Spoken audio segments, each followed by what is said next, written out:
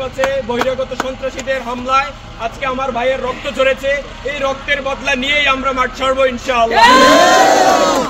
প্রশাসনের কাছে আমরা এর সুষ্ঠু জবাব চাই। কেন সেনাবাহিনীকে ঢুকতে দেয়নি আজকে ক্যাম্পাসে, এই বিচার আমরা সামনের দিনে আশা করছি।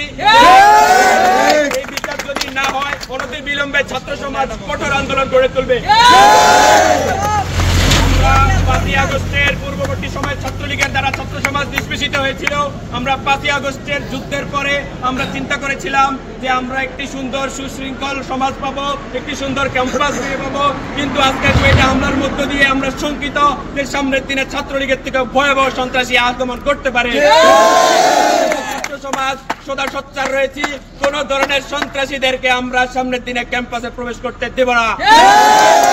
ক্যাম্পাসে সন্ত্রাসীদের জায়গা হবে না, হবে না, হবে না।